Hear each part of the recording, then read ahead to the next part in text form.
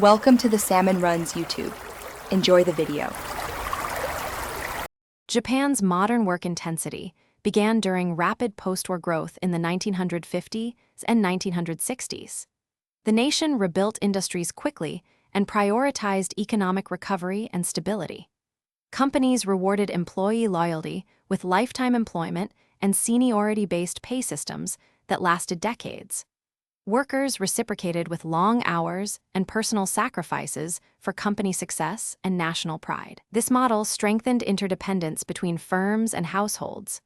Over time, the expectation to show commitment through presence became a cultural norm across. Cultural emphasis on group harmony creates powerful incentives to conform and avoid causing shame. Employees often stay late to signal commitment, even when work could be done earlier. Long commutes and frequent collective meetings reinforce the habit of physical presence at the office. Social expectations discourage taking paid leave or leaving before managers, creating invisible pressure to work longer. Gender roles and limited public childcare capacity also concentrate burdens, extending workdays for many families and reducing flexibility. Recent government policies aim to change long-standing practices and improve balance.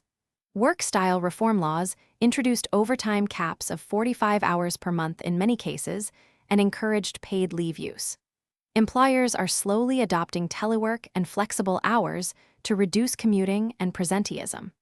Productivity debates persist because long hours did not always translate into efficiency gains. Rising awareness of karoshi and mental health impacts has increased pressure for enforcement and cultural change.